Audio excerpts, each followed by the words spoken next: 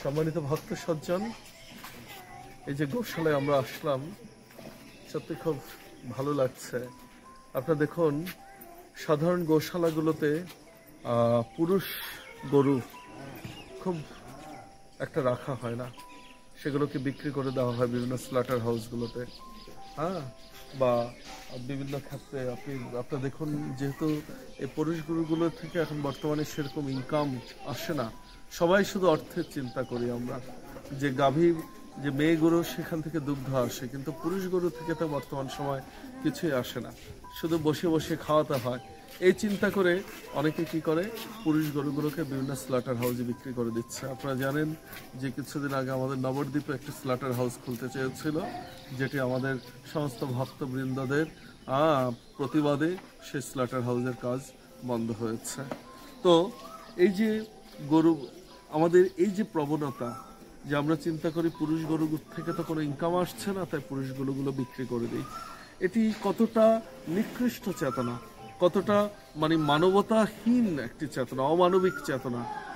বর্তমান সমাজে এটি শুধু যে গরুর ক্ষেত্রে হচ্ছে তা না, আপনারা দেখুন বর্তমান সমাজে, মানব সমাজের মধ্যে এটি প্রবাহমান।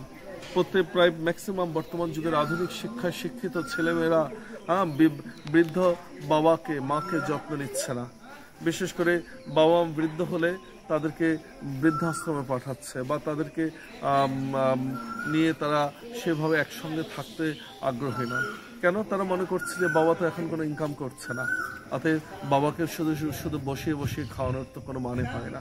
তাই তারা সমাজের বৃদ্ধ মানুষকে অবাঞ্ছিত বলে মনে করে। কিন্তু আপনারা দেখুন, আমাদের বৈদিক সমাজে বৃদ্ধদের প্রয়োজনীয়তা সবচেয়ে বেশি, কেননা বৃদ্ধরা তারা তাদের পরিবার গঠন, সমাজ গঠনে তারা ভূমিকা রাখেন।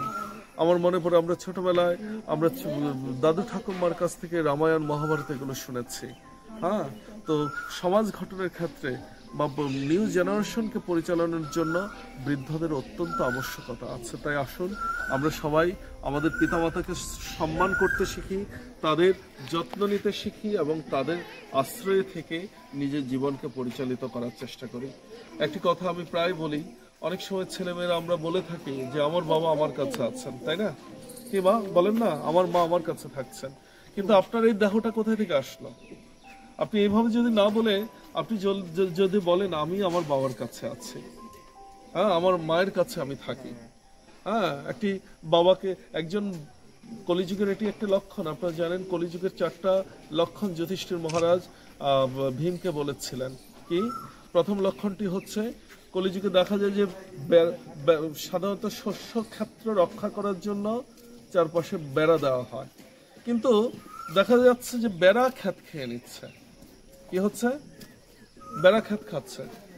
দ্বিতীয়ত দেখা যাচ্ছে এক বালতি জল দিয়ে 4টি মগে ভর্তি করা যাচ্ছে, কিন্তু সেই 4টি মগ দিয়ে এক বালতি জল ভর্তি হচ্ছে না।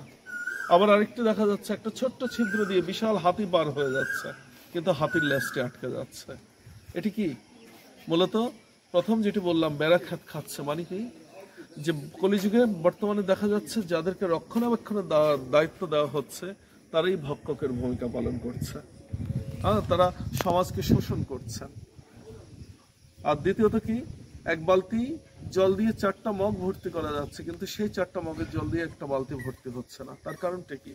একজন পিতা একক পরিশ্রম করে 4জন পুত্র সন্তানকে লালন পালন করছেন, কিন্তু সেই 4জন পুত্র সন্তান এক বৃদ্ধ পিতাকে লালন পালন করতে পারছে না। নিজেরা ভাইদের মধ্যে ভাগাভাগি করে নিচ্ছে, ভাই আমার বাড়িতে 3 মাস, তোমার বাড়িতে 3 মাস, 4 ভাইয়ের বাড়িতে, এভাবে 12 মাস কেটে যাচ্ছে। কিন্তু একজন বৃদ্ধের জন্য, একজন বয়স্ক পিতার জন্য এর চেয়ে অপমানের, লজ্জার আর কিছু হতে পারে না। কেন পিতাকে নিয়ে ভাগ করা হবে? পিতা তো সন্তানকে নিয়ে কখনো ভাগ করেননি। তারপর তৃতীয় কথা যেটি বললাম, যে একটি ছোট্ট ছিদ্র দিয়ে বিশাল একটি হাতি পার হচ্ছে, কিন্তু হাতির ল্যাজটি আটকে যাচ্ছে। তার মানে কি? যে বর্তমান সময়ে আইনের যে ফাঁক, সে আইনের ফাঁক দিয়ে বড় বড় রাঘব বোয়াল, বড় বড় যারা অত্যাচারী, যারা চুরি ডাকাতি করছে বড় বড়, তারা পার হয়ে যাচ্ছে, কিন্তু সামান্য জুতা চোর, ক্ষীরা চোর, মূলা চোর, সামান্য দোষে দোষী তারা আইনের কাছে দোষী সাব্যস্ত হয়ে তারা শাস্তি পাচ্ছে। বর্তমান আমাদের দেশের প্রেক্ষাপট দেখে আপনারা দেখুন, বর্তমানে এই কার্যগুলোই হচ্ছে। তা আসুন আমরা সমাজের প্রতি যত্নশীল হই, আর সেজন্য গোসেবা অতি আবশ্যক। গোসেবা করুন, গোসেবার মাধ্যমে আপনার পরিবারের সুখ শান্তি ফিরে আসবে। হরে কৃষ্ণ।